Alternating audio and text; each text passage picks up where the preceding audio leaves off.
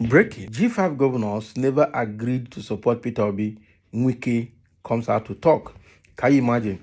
As if we don't know all the meetings that they had, all the dramas that they had both in Port Harcourt, in Lagos, in London, UK, and how they met in UK, and from UK, Wike left them out of anger and ran to Spain to have a cool off there.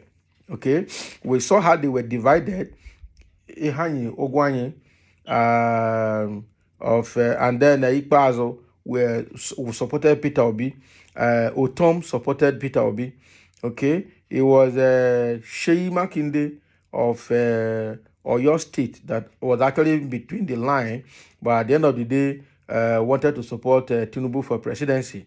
Okay, so himself, Wike, was still sitting between the fence. Having seen that most people wanted to support Peter Obi, he was angry from beginning. That was why he left the group in UK and went to Spain. Okay, because that meeting they went to meet in UK to decide who to support ended in disagreement among themselves. Okay, so Wike has succeeded in deceiving all those governors, and at the end of the day, look at the outcome now. Otom is the only person that was straightforward in what he wanted, was trying to be firm and was trying to be straightforward, even though he lost his senatorial bid, not a problem. Okay, he is who he is. But then he's not having this kind of disgrace that Wike is having now, and it's come here to say that G5 governors never agreed to support Peter Obi. Who are you trying to deceive? This man is actually a serial liar. That is true. Okay. Governor Nyesom Wike of Rivers State has revealed that the aggrieved governors of the People Democratic Party did not agree to support the candidate of the Labour Party, Peter Obi, in just concluded presidential election. Nigeria News reports that Wike made this known on Wednesday during a live media chat in Port Harcourt, the state capital. Can you imagine? The Rivers State governor stated that the G5 governors only reached an agreement and formulated strategies to ensure the emergence of a Southern president. Wike stated that the aim of PDP governors was equity, fairness, and justice, saying that they are happy that a Southern president has emerged. Now, lie. They are not happy that a Southern president has emerged because they didn't support Tinubu. That is true. It's only him that supported Tinubu.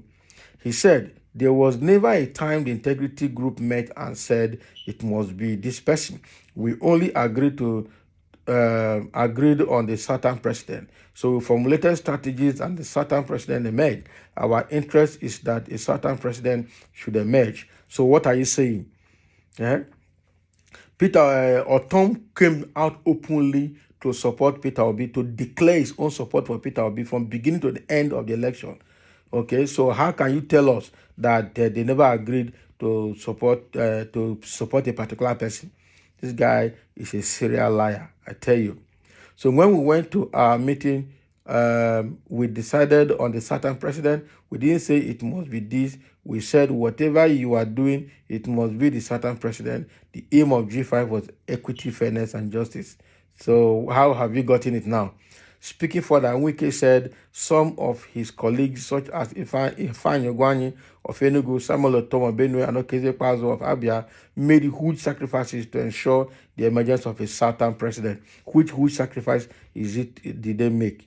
It was only Otom we know that came out publicly to declare his support for Peter Obi, straight up. Okay, the rest people were just dancing between fans, and even Wike was looking for where to dance to, trying to play his political game, and he's still thinking he has won. He doesn't know that he still has more troubles ahead. He said, though Governor Sheyi Makinde of Oyo State won his re-election, he had earlier said he would not mind sacrificing his second term in interest of a unity of Nigeria. Can you imagine? He said, Otom said, even if he loses his senatorial election, let equity, justice, and fairness prevail. He may not gain it now, but history will be kind to him. The same applies to Ogwanye and Ikpazo. Even Makinde said, even if he lost his governorship ambition, he was interested in unity of Nigeria. So what is unity of Nigeria? Is Tinubu the unity of Nigeria? Foul. We ask whether justice and equity prevailed since the Southeast did not produce the president. Wike said the winning capacity of an individual and his party must also be taken into consideration. We have a different interest when you come to the South. People must choose who is likely to win the election. To win an election in Nigeria, you must have the spread. What we are saying is that power should shift to the South. Story for the gods.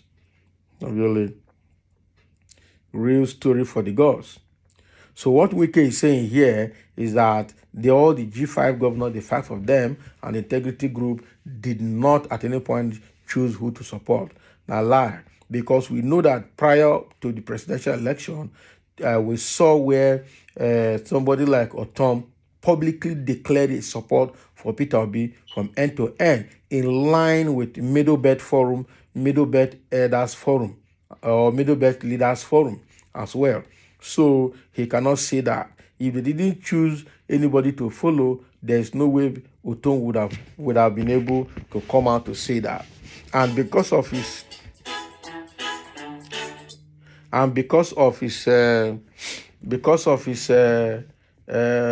selfish interest, people actually did not want to follow him anymore. Especially the governors started being very careful.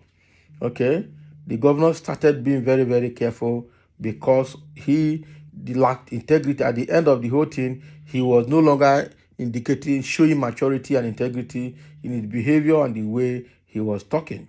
That is the truth. So the fact here remains that he's lying, telling us that the G5 never declared who they wanted to support is not a true statement. It's really not a true statement. Okay? It's really not a true statement. So that is what is happening from Wike here. And it's now coming out to say their interest was to produce a certain president. Now the question is, if you look at the certain presidential candidates between Peter Obi and Tinubu, who should even get the support? The Yorubas have ruled, the South have ruled, the Northerners have ruled. It's only the Southeast and the Middle Belt that have never ruled. We've never produced president from these two regions. Okay? So what do you have to say to that?